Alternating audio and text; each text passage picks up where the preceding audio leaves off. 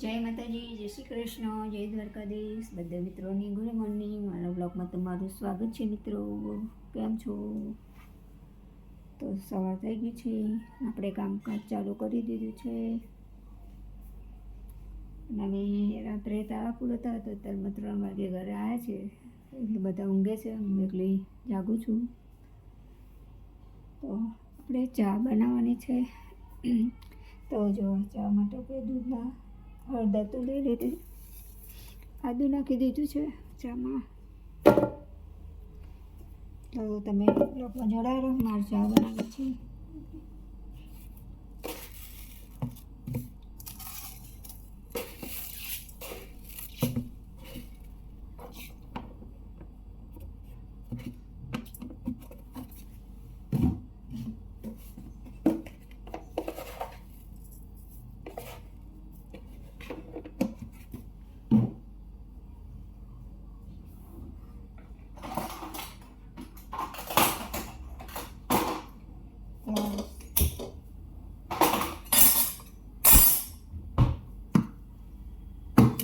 આપણે તો પહેલાં ખીચડી વઘારવાની છે, તો ચોખા પલાળી દીધા હે.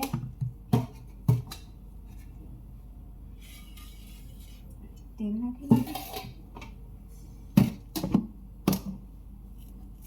ચા બનાવવાની પછી બનાવવાની. તો જો ડુંગળી મરચાં ને બટાકા કાપી લીધા આપણે.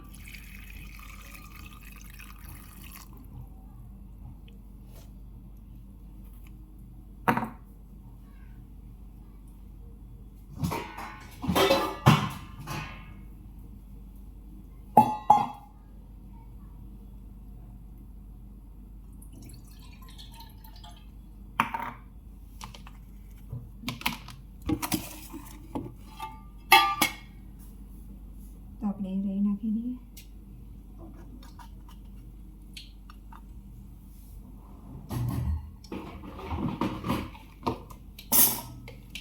ધનિયા પત્તું, આખા મરચાં,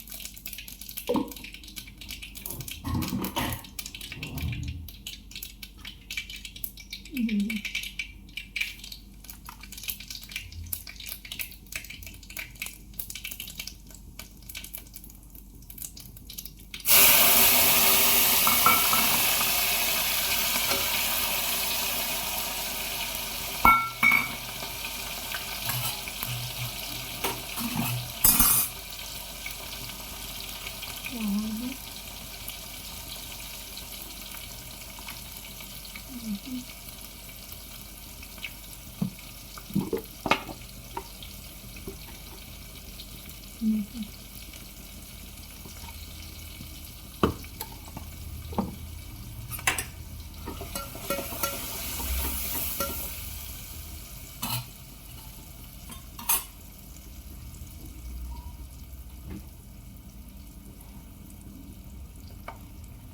હું લાવવાનું મસાલો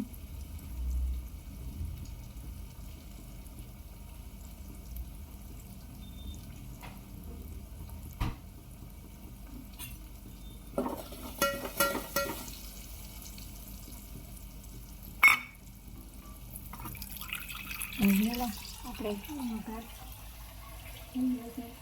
ડુંગળી બટાકા લીલા મરચાં ખીચડી વઘારો. આપણે ચોખા ધોઈ દઈએ.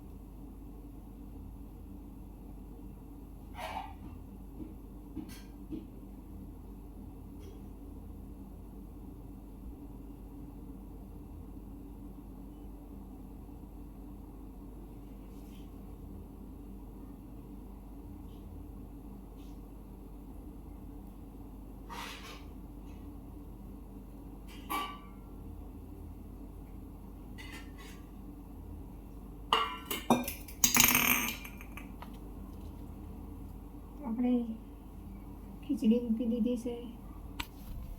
જોઈ લો, હું તમને બતાવી દઉં. તો આ ખીચડી વઘારી શાક છે ફુલેવા બટાકાનું.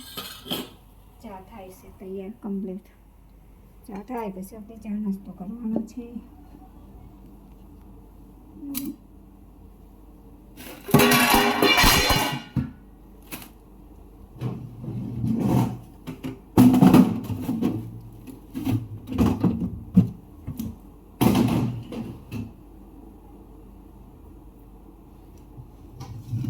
આપણે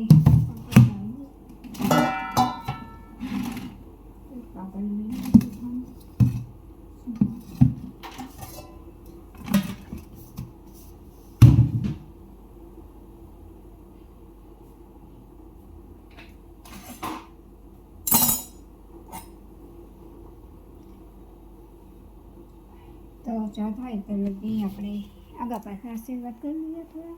પછી ચા નાસ્તો કરવા પાપડ લીધો છે, તો પાપડ શેકવાનો છે. પણ ચા થઈ જાય તો શેકું, કેમ કે ચા સવારમાં પીધી હતી પણ મૂડ વગરની હતી, આદુ વગરની.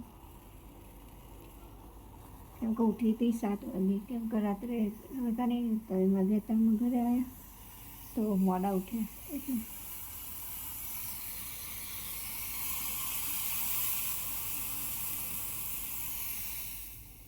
આવું કરે ચાને એટલે ઉભા રહેવા દઈએ, પછી બંધ કરીએ ગેસ.